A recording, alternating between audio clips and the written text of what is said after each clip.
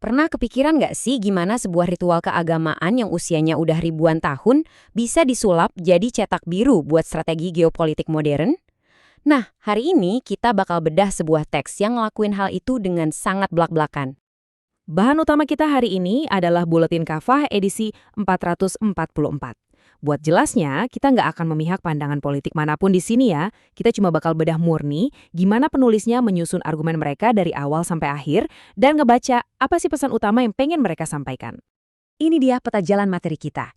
Kita bakal mulai dari makna dasar ibadah haji, simbol-simbol utamanya, realitas kontemporer, hitung-hitungan kekuatan geopolitik, sampai akhirnya masuk ke konsep khilafah. Oke, kita masuk ke bagian pertama, makna ibadah haji. Teks ini ngebuka argumennya dengan ngajak kita flashback ke zaman Nabi Ibrahim dan Ismail. Menurut mereka, ibadah haji itu jauh lebih dari sekedar rukun Islam atau perjalanan fisik buat gugur kewajiban. Ini tuh bener-bener sebuah panggung peribadatan global yang punya kedalaman spiritual yang luar biasa. Lanjut ke bagian 2, tentang 3 simbol utamanya. Yang menarik nih, penulis membedah ritual haji jadi 3 pilar yang berurutan.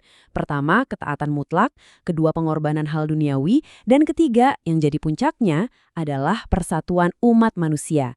3 hal ini nih yang jadi pondasi buat argumen mereka selanjutnya. Coba deh kita bayangin poin tentang ketaatan dan pengorbanan ini.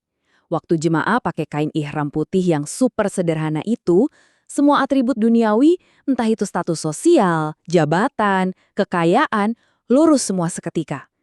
Di titik ini, setiap orang benar-benar diriset jadi setara. Niru kepasrahan total ala Nabi Ibrahim.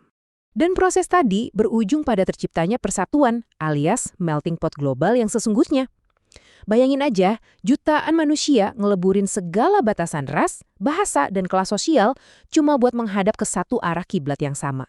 Gila sih kalau dipikir-pikir skala bersatuannya. Sekarang kita masuk ke bagian 3. Realitas kita saat ini.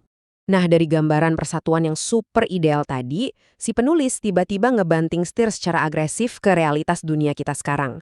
Dan kontrasnya lumayan bikin nyesek. Mereka melukiskan dunia muslim saat ini tuh lagi terfragmentasi parah, terkotak-kotak sama nasionalisme sempit, dan perpecahan politik. Buat ngebuktiin poin mereka, buletin ini ngangkat beberapa realitas pahit. Mulai dari krisis kemanusiaan di Gaza yang ancur-ancuran, tensi geopolitik Timur Tengah di tahun 2026 ini yang makin ruwet, ngelibatin Iran, Israel, dan Amerika, sampai gimana aliansi negara-negara Arab itu kelihatan banget retaknya. Persatuan ideal tadi seolah lenyap gitu aja di dunia nyata. Terus solusinya gimana? Kita masuk ke bagian 4, kekuatan geopolitik. Di tengah situasi yang suram banget tadi, penulis ngebidik satu potensi raksasa yang sering kelupaan. Angka. Dengan total populasi ngelewatin 2 miliar jiwa, umat Islam global ini ibaratnya sebuah kekuatan demografi masif yang lagi tidur pulas. Sekarang mari kita main hitung-hitungan sebentar ala penulis buletin ini.